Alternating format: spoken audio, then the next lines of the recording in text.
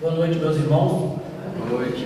Que a paz do Divino Mestre Jesus esteja no coração de cada um, hoje e sempre. Jesus, nosso Mestre maior, modelo e guia da humanidade, isso está no Livro dos Espíritos, quando Allan Kardec pergunta para os espíritos superiores quem poderia ser o nosso guia e modelo, e ele diz, nosso irmão está dizendo para nós, 625, a questão 625 do Livro dos Espíritos, provavelmente uma das menores respostas que tem nessa obra, quando ele pergunta quem seria o guia e modelo, e os espíritos superiores dizem Jesus. Jesus, quando perguntado, ou quando foi pedido pelos apóstolos para que ensinasse a nós a rezar. E Jesus, então, ele ensina o Pai Nosso. E ele começa dizendo, Pai Nosso que estais nos céus, ele diz, seja feita a sua vontade. Isso é Jesus, o maior de todos que esteve aqui no planeta, dizendo para nós, seja feito a vontade do Pai. Depois, Allan Kardec vem nos dizer que a fé verdadeira é somente a fé que pode encarar a razão. Fé verdadeira é somente a que pode encarar a razão. E aí nós poderíamos fazer aí várias argumentações, porque na maioria das vezes, quando falamos de fé, nós falamos de crença, de acreditar. E aí vem sempre aquelas questões, por que você acredita? Eu acredito porque eu acredito. E aí, por que você acredita em Deus? Porque eu acredito. Fica mais ou menos aquelas colocações daquelas criações mais antigas com os nossos filhos, quando a gente dizia que um filho argumentava, dizia assim, porque sim e pronto, ou porque não e pronto. Hoje as crianças não aceitam mais isso. E a gente sabe que não é por falta de educação, porque a gente vê crianças muito bem educadas que não aceitam essas colocações do porquê sim e do porquê não. Então, a gente também, na fé, é um assunto difícil, porque a gente, talvez pelo processo histórico religioso, nós levamos muita questão de fé pela crença, do acreditar. Então, Kardec diz que a fé verdadeira é somente a que pode encarar a razão frente a frente, e ele complementa, em qualquer época da humanidade. Em qualquer momento, a nossa fé tem que ser verdadeira e que pode encarar a razão.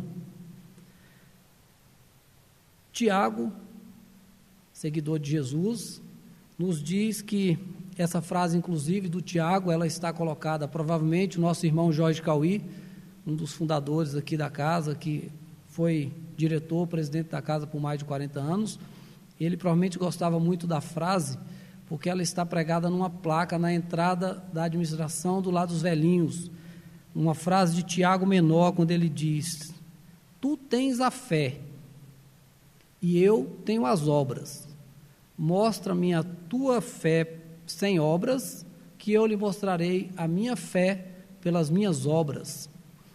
E depois o Tiago, ele resume isso dizendo que a fé sem obras é morta. E aí nós ficamos pensando, o que esse povo quis dizer com isso? Porque eu também tinha essa ideia de que fé é acreditar. E tem que acreditar. Mas não é só isso, isso é só um pequeno passo para que a gente realmente tenha essa fé que pode encarar a razão em qualquer época da humanidade. E nós chegamos à conclusão que a fé, ela é diferente desse acreditar ou não, porque acreditar ou não acreditar, nós podemos fazer isso dentro de religião, dentro de outras coisas nas nossas vidas, e um passo à frente, um momento ou outro, nós vamos descobrir que aquilo que a gente acreditava não era algo verdadeiro, ou que não acreditávamos e passou a fazer parte de uma verdade para nós. E assim a fé que nós encontramos nas obras, ele nos fala de uma fé diferente, é do acreditar, mas também no momento da gente se entregar, da gente conhecer, da gente praticar, para que a gente possa entender essa fé que faz face à razão. E aí, para isso, nós teremos que trabalhar para isso. Nós teremos que nos dedicar para isso. Não é só a questão mais, principalmente nós que somos espíritas, e temos aí uma variedade de obras que pode nos esclarecer sobre esse tema, como em vários outros. Mas da questão do trabalho no bem, da dedicação.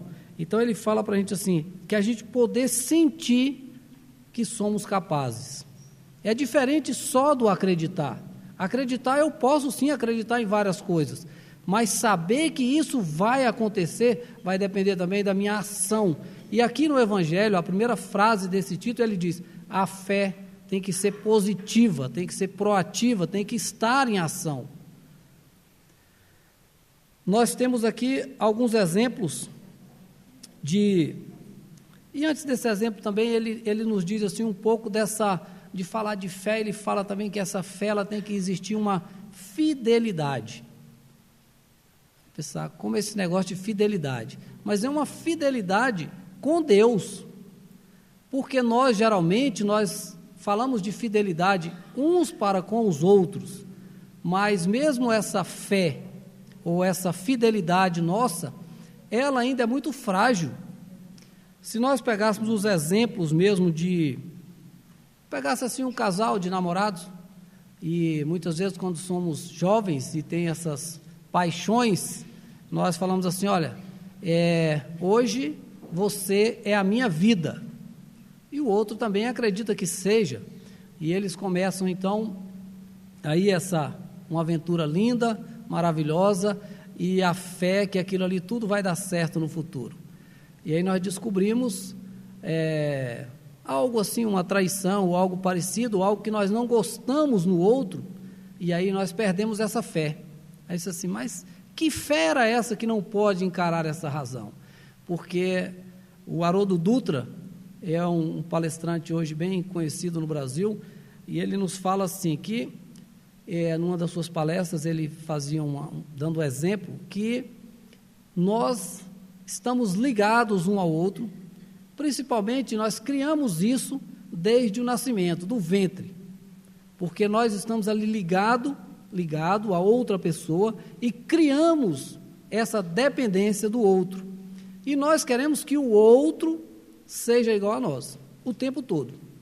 Nós buscamos a felicidade no outro, achamos que o outro tem que ser feliz, quando na verdade, aquela felicidade nós não estamos buscando para o outro.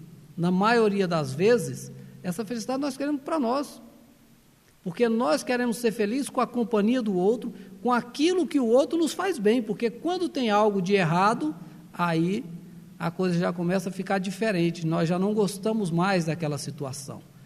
E aí a mesma situação, ele faz essa comparação, porque ele faz a comparação aí com Deus. Que fidelidade nós temos com Deus? Porque quando nós pedimos algo a Ele que não acontece, nós dizemos, eu não acredito mais nisso. Por quê? Porque nós queremos também que Deus seja a nossa imagem e semelhança. Nós queremos que Deus seja igual a nós, e nós queremos que Ele, quando nós conseguimos fazer algo aqui, nós queremos uma retribuição, e não é isso que vai acontecer, porque Deus, Ele está muito acima de tudo isso. Ele vai nos dar as oportunidades das nossas mudanças, e aí Ele vai dizer assim, dessa fidelidade, e aí nós sofremos. Quando nós pegamos aqui essa questão do acreditar e não acreditar, e por que alguns espíritos sofrem menos do que os outros em situações, quando ele tem fé verdadeira, e quando o outro ainda tem a crença. Ele dá um exemplo para a gente assim, essa questão começa aqui no Pai, seja feita a sua vontade. Se nós acreditamos em Jesus, e se nós acreditamos que essa foi a oração que Jesus deixou para nós, e Ele está dizendo, Pai, seja feita a sua vontade, não a nossa, mas a vontade de Deus. Mas na maioria dos casos, a maioria do nosso dia a dia, nós queremos que seja feita a nossa vontade. É diferente, nós invertemos esses valores e aí nós sofremos.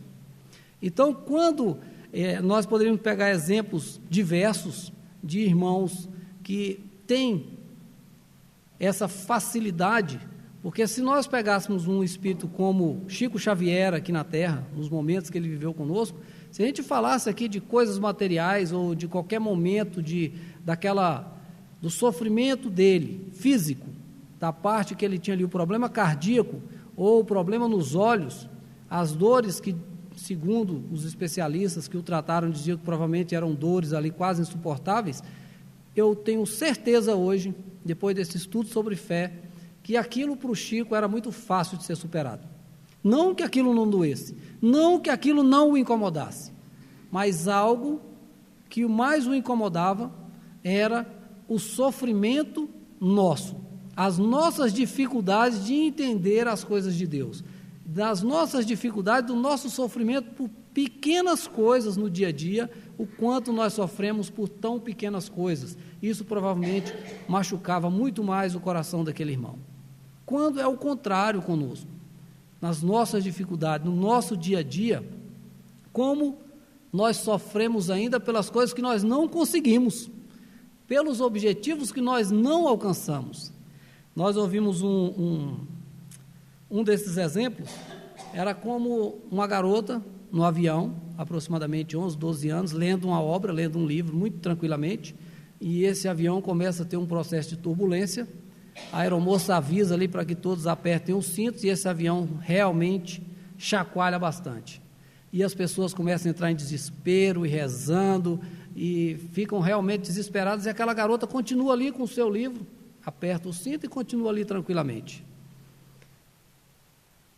E depois que o avião pousa, todos ali, as pessoas chegam para ela e perguntam: olha, agora que nós já estamos mais tranquilos, nós queremos aprender com você, como é que você consegue se manter tão tranquila com o avião da forma que estava? E ela diz: o piloto era meu pai. Então ela vai dizer, um exemplo que nós podemos ter assim da confiança, quando nós confiamos nos nossos pais, não confiamos? Na maioria das vezes nós confiamos nos nossos pais, são os exemplos que nós temos de vida, e aí nós deixamos de acreditar muitas vezes no Pai maior, que é Deus, nós deixamos essa crença de lado do Pai, quando algo nos incomoda fortemente, nós buscamos mais as coisas materiais e esquecemos do poder de Deus. Por isso nós falamos dessa comparação desse nosso sofrimento, porque um espírito mais elevado, ou que tem um pouco mais de conhecimento, que já consegue ter essa fé, esse comprometimento, porque fé para ele também é comprometimento, e ele faz essa comparação ainda, a diferença da crença, do acreditar, para a fé verdadeira, que esse acreditar é nós estarmos envolvidos, nós estamos envolvidos, quando nós acreditamos em algo, quando nós pensamos em fazer algo, nós estamos nos envolvendo com esse algo, mas quando nós buscamos a fé verdadeira, nós nos comprometemos. Quando nós falamos isso, não é só de trabalho, quando muitas vezes nós ouvimos aqui, porque se você quer trabalhar em benefício do próximo, vai lá para o lado dos velhinhos, tem muita coisa para você fazer, geralmente a gente faz isso aqui. Não é isso não, é o nosso conhecimento, é buscar novos conhecimentos, e também não é só conhecimento na doutrina, é no nosso trabalho, é com a família, ler obras boas, para que a gente cresça moral e intelectualmente, lendo, vendo coisas boas. Então é essa transformação que ele está dizendo, é o trabalho voltado para o bem. Para trabalhar no bem eu preciso estar dentro de uma obra social, eu preciso estar dentro de uma creche, de um lar. Não é isso que ele está dizendo para a gente. Nós podemos fazer isso no nosso dia a dia, em todos os instantes, com a família, na rua, no trabalho. Então nós temos oportunidades a todos os instantes. Isso é comprometimento, é estar prestando atenção no que está acontecendo com o nosso próximo. Ele ainda dá um outro exemplo aqui também de um agricultor, aliás, de dois sítios vizinhos, que os agricultores, um diz, se chover esse ano, e eu acredito nisso, eu vou plantar. e toda vez ele reza e diz que se chover, ele vai plantar. E o outro já foi atrás da semente, já pegou ali o seu arado, já mexeu na terra, está seco, aquela terra chega a estar rachando ali, mas ele já foi lá, mexeu toda a terra, já preparou aquela terra, pegou o seu material, construiu um açude, não tem uma gota d'água, mas ele já fez o seu açude. Isso é crença. Aliás, isso é fé. O outro acredita, esse aqui tem fé que vai chover. E assim, mas e se não chover? Se não chover, ele praticou, ele fez o trabalho, ele conquistou algo diferente para ele vai passar a valorizar as coisas mais quando nós trabalhamos no bem. Nós olhamos também pessoas que têm fé verdadeira. Nós não precisamos falar de pessoas, de exemplos significativos para a humanidade. É muito legal isso, é muito bom quando a gente estuda, quando a gente lê essas biografias. Mas nós temos exemplos muito próximos de nós. Nós conhecemos pessoas aí como o nosso irmão Jorge Cauí, construiu toda essa obra aí que, claro, não foi só, mas era o grande líder de todo esse trabalho. Nós conhecemos uma pessoa, talvez algum de vocês aqui conheçam, um rapaz, só sei o apelido, Toninho, um cara em Lusiânia que tem um trabalho lá, hoje eu não sei mais, já tem um tempo que eu não vou mais nesse local, mas uma pessoa extraordinária que cuidava ali de mais ou menos 140 pessoas de mais diversos problemas que vocês imaginarem, de problemas físicos, problemas mentais, problemas assim de ter ali um quarto com uma cela mesmo, como se fosse uma cadeia, com uma pessoa ali dentro, que ela tinha que ficar nua, quase 24 horas, porque qualquer coisa que você colocasse ali dentro era motivo para que ela tentasse se matar. Então, e esse rapaz, quando nós tivemos a oportunidade de conversar com ele, aí eu vejo muita diferença para mim, da minha crença para aquela fé verdadeira, porque certa vez nós estivemos lá e assim, ele dizendo que, não sei se eu já contei essa história aqui, mas ele dizia assim, certa vez ele tinha um Santana velho, Santana desses 84 aí, era muito velho, porque era a única coisa que ele tinha para levar aqueles pacientes no hospital, trazer de volta, comprar as coisas, era o que ele tinha. E aí ele disse assim que numa noite, quando ia tomar o café da manhã, ele sabia que ali não tinha, a única coisa que ele tinha era água para fazer o café, ainda não tinham cortado. E ele disse assim que de madrugada ele foi fazer as suas orações e dizia assim para Jesus, conversando com Jesus, e ele dizendo, olha, a minha parte eu estou fazendo, amanhã cedo eu vou acordar, era um domingo, e eu vou na Orca, lá em Taguatinga, eu vou colocar esse carro velho para vender, o que eu achar de valor, eu vou comprar de alimentos e vou trazer de volta, depois acabou, não tem mais. E quando ele abriu o portão ali, 5 horas da manhã, para ele sair, para vender o carro, tinha uma carreta encostada na porta do abrigo, uma carreta com toneladas de alimento, de variedades de alimento para aquela instituição. E ele, que era uma pessoa muito sábia também, pegou ali, abasteceu os seus armários, seus depósitos, e disse, olha, o resto eu não preciso, mas tem aqui embaixo um pessoal muito necessitado, muito pobre, que nós precisamos levar esse material para lá. Então, o que eu vejo assim, o despreendimento, porque se fosse eu, provavelmente eu gostaria de fazer outro galpão para colocar aquilo tudo lá dentro, para não faltar mais, mas quando você conversa com essas pessoas, ele diz, não, o patrão é o Cristo. Cauí gostava muito de dizer isso para nós. Quando a coisa começava a ficar feia, a gente encostava ali próximo e dizia, não se preocupe não, que o patrão é o Cristo. Nós temos outras pessoas, nós fomos conhecer um dia desse, através do nosso amigo Paulo César, uma casa em Águas Lindas, mas assim, eu não sei se todos aqui conhecem Águas Lindas, onde o vento faz a curva mesmo, depois de Águas Lindas, assim, um lugar muito feio.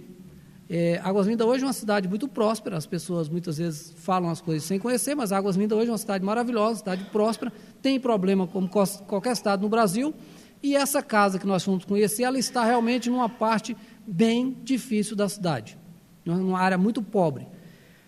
Lá existia uma senhora, que ela já desencarnou, que ela tinha um problema no intestino, mas ela começou a cuidar de idosos na sua casa. O resultado é que hoje essa casa, ela cresceu, tem vários idosos, e não faltam lá o alimento, não faltam as pessoas que contribuem, não faltam as pessoas que se dedicam, que estão ali com a sua mão de obra. E também era uma pessoa que nós acreditamos que tinha fé verdadeira, porque a pessoa que estava ali aposentada, ganhando provavelmente um salário mínimo, e chega ali 1, 2, 3, como aconteceu com o Toninho em Lusiânia, porque quando ele começou a acolher as pessoas, ele era carteiro dos Correios, e ele atendeu uma pessoa idosa na porta da casa dele.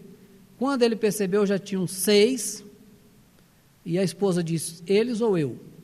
E ele disse, eles. Então pode ir embora com eles. E aí ele saiu ali, como essa senhora.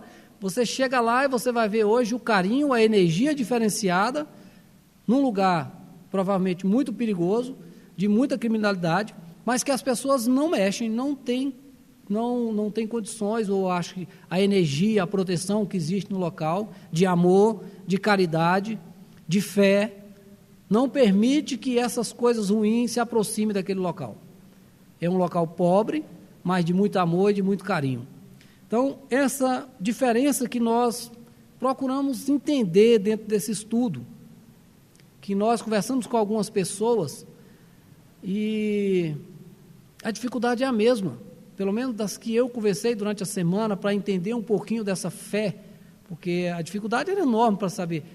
Para mim, fé é acreditar. E aí eu começo a ler, começo a estudar sobre o assunto para trazer aqui, para a gente conversar um pouco, e eu descubro que não era isso. Aí isso assim, e agora?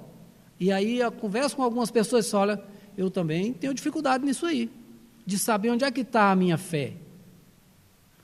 E aí quando nós lembramos novamente Jesus, que tem várias passagens sobre esse tema, numa delas ele diz que nós, se tivéssemos a fé do tamanho de um grão de mostarda, nós diríamos para uma montanha, transporta-te daqui para o mar, e essa montanha se transportaria. Nós, claro que nós sabemos que Jesus estava falando ali da nossa montanha de problemas, porque como nós falamos, os espíritos que têm fé verdadeira, eles não ficam carregando essa montanha nas costas, eles vão sofrer pelo nosso sofrimento, pela nossa dificuldade, porque eles sabem e têm a fé e a esperança e a crença e acreditam no futuro, que vai ser diferente, que nós vamos passar por turbulências, todos nós. Se nós perguntássemos aqui hoje, nesse salão, quem aqui não tem um problema? E eu ainda diria para vocês que eu fazia uma brincadeira há tempos atrás, depois que eu comecei a ler um pouquinho mais, eu parei, que eu dizia assim, quando a pessoa dizia, quem não tem problema está morto. Aí eu descobri que quem está desencarnado e morto provavelmente tem os mesmos problemas que nós, só não tem o da carne. Então, hoje nós temos essa questão, continuam os nossos problemas, de uma forma diferente. Mas os espíritos que entendem e que compreendem a fé verdadeira, eles não vão sofrer mais pelo que nós sofremos, pelo que nós passamos, porque eles acreditam, porque eles creem, porque eles sabem que existe a vida após a morte, porque eles sabem que a verdadeira vida é a outra, eles sabem que isso aqui é uma passagem. Se nós fôssemos falar aqui hoje de morte, as pessoas, na maioria das vezes, quando nós falamos desse assunto, eu não gosto disso, não quero ouvir sobre isso, deixa do jeito que está. E a gente sabe que isso são coisas também do processo histórico religioso, porque é a coisa mais natural. É a coisa mais natural que acontece em nossas vidas. Outro dia eu escutei o nosso irmão Atos falando sobre isso. Cara, que coisa legal isso que o Atos está dizendo, que era a coisa mais democrática, que é a coisa mais legal que existe é a morte. Ele fala assim, como assim? Porque ninguém quer morrer. Ninguém diz que está preparado, mas também não procura se preparar. E aí sofremos ainda mais por essas coisas que nós não gostamos de falar, não gostamos de conversar, ainda temos os dogmas, aquelas amarrações, que se a gente falar de morte, vai ter o cara morreu porque estava falando sobre isso. É como dizer que o mês de agosto é um mês, ainda existe isso, né? Outro dia, com uma colega de trabalho, disse, olha, você observou o que está acontecendo nesse mês de agosto? Eu disse, olha, está acontecendo o que sempre aconteceu em setembro, outubro, novembro, dezembro. porque acontecem algumas coisas na nossa vida em determinado período e nós culpamos o mês. Eu ainda disse para ela, olha, eu gosto muito de agosto, porque eu tenho a minha irmã mais velha que é de agosto e minha esposa que é de agosto. Então eu gosto muito do mês de agosto, porque nós podemos fazer 2 festas. Coisas boas e ruins vão acontecer o tempo todo. Vai depender de como nós vamos enfrentar, com fé ou só acreditando. A nossa irmã, nosso tempo está se acabando, mas eu gostaria de ler aqui um pedacinho aqui de uma mensagem da Meimei, que é fantástica sobre a fé. Ela diz assim, isso está num livro dela, a mensagem chama Confia Sempre. Não percas a tua fé entre as sombras do mundo. Ainda que os teus pés estejam sangrando, segue para frente, erguendo por luz celeste acima de ti mesmo. Crê e trabalha. Esforça-te no bem e espera com paciência. Tudo passa e tudo se renova na terra, mas o que vem do céu permanecerá. Isso é fantástico, né? De todos os infelizes, os mais desditosos são os que perderam a confiança em Deus e em si mesmo. De todos os infelizes, os mais desditosos são os que perderam a confiança em Deus e em si mesmo. Porque o maior infortúnio é sofrer a privação da fé e prosseguir vivendo. Eleva, pois, o teu olhar e caminha. Luta e serve. Aprende e adianta-te. Brilha a alvorada além da noite. Hoje é possível que a tempestade te amafanhe o coração e te atormente o ideal, aquilhando-te com aflição ou ameaçando-te com a morte. Não te esqueças, porém, de que amanhã será outro dia. Muito obrigado pela paciência. Vamos seguir para o nosso trabalho. Graças a Deus.